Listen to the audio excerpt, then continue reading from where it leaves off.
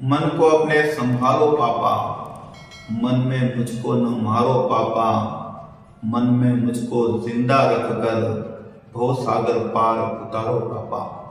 एक बेटी, एक पुत्री अपने पिता से विनती करके कह रही है कि मुझे कोख में मत मारो, कोख में न मारो मुझे। लेकिन डॉक्टर के कहने पर इस पिता ने उसकी पुत्री को गिराना उचित समझा। लेकिन उसकी विनती इस कविता के माध्यम से मैं आपको बता रहा हूँ। मैंने पहले ही बताया आपको पुत्री ऋण के बारे में, लेकिन आज मैं पुत्री ऋण की बात नहीं कर रहा हूँ। आज मैं बात कर रहा हूँ देव ऋण, कुदरती ऋण की बात कर रहा हूँ। सूर्य हमको ऊर्जा देता है, रोशनी देता है, लेकिन हम सूर्य को क्या देते हैं? हम यहाँ पे लाइट जला रहे थे, उसका तो हमको रिलायंस अडानी को बिल भरना पड़ रहा है। लेकिन जो सूर्य अगर रोशनी ना दे तो ये लाइट किस काम की? ईश्वर हमको हवा दे रहा है, ऑक्सीजन दे रहा है, जिससे हम जिंदा हैं। हम ईश्वर को क्या दे रहे हैं? यहाँ पे तो हम पंखा ऐसे चला रहे हैं, तो उसका तो हम रिलायंस अडानी को बिल दे रहे हैं। लेकिन जिस दिन भगवान ने वायु ले ली, हवा बंद कर दी, तो क्या पंखा चल पाएगा? जब जमीन ने, भूमि माता ने अपना आसरा ले लिया तो आपका क्या होगा? किसी पीपल के पेड़ ने ऑक्सीजन देना बंद कर दिया तो आपका क्या होगा? कभी तुलसी माता ने बोला कि मैं तुमको पत्ते नहीं दूंगी, आपको ऑक्सीजन नहीं दूंगी, तो आपका क्या होगा?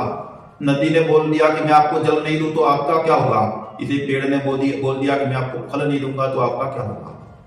हम हर तरीके से देव ऋण से ग्रसित हैं, ईश्वर की कृपा पे जिंदा हैं। कर कृपा का मतलब होता है कर और पाप। आप ईश्वर के लिए क्या कर रहे हो? अगर आप नहीं कर पा रहे हो कोई बात नहीं, लेकिन आपने अगर प्रयास भी नहीं किया ईश्वर के लिए कुछ करने का, तो आपकी कुंडली में देव ऋण अवश्य आएगा।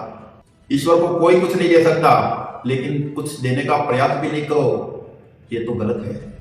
आपको पेड़ पौधे, प्रकृति, वनस्पति, छोटे से छोटे जीव की रक्षा करने के लिए मनुष्य को बुद्धि दी गई है, लेकिन क्या आप करते हैं?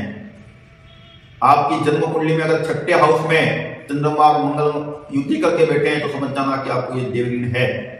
आपने किसी बेबस कुत्ते को मारा है तो आपको देव ऋण होगा, निश्चित ही होगा।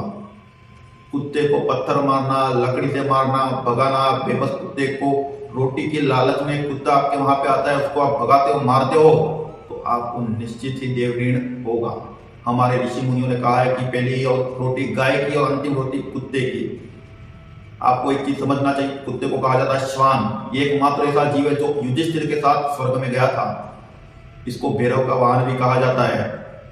अगर उसके साथ आप गलत करोगे तो न भैरव माफ करेगा, न यम माफ करेगा, न वो ईश्वर माफ करेगा। किसी विधवा स्त्री को अगर आप उसकी प्रॉपर्टी ले लेते हो, उसके साथ कुछ गलत करते हो, तो आपको भी यह भी एक देव ऋण है। प्रकृति के साथ खिलवाड़ करते हो, वनस्पति के साथ खिलवाड़ करते हो, नदी के पास कचरा करते हो, ये सब देव ऋण है। मुक्ति कैसे होगी? मुक्ति होगी आपको 100 कुत्तों को खीर बना के खिलानी होगी।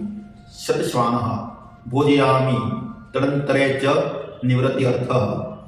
आपको 100 श्वान अर्थात 100 कुत्ते को भोजन करवाओगे, वो भी खीर की, तब निवृत्ति होगी। नहीं कर सकते तो किसी विधवा स्त्री की मदद करें। जो संतानहीन हो और कम आयु में उसके पति की मृत्यु हो गई, ऐसी कोई हो, उसकी जितनी मदद कर सके उतनी मदद करें। आप निश्चित ही देव ऋण से मुक्त हो जाएंगे। अगर आप डॉग लवर हैं तो इस वीडियो को अधिक से अधिक लोगों तक पहुंचाएं, जिससे लोगों में जागृति आए कि कुत्ते के साथ, डॉग के साथ कुछ गलत नहीं करना चाहिए। और आप और क्या गलतियां कर रहे हैं वो स्वयं मंथन करें। वंदे मातरम।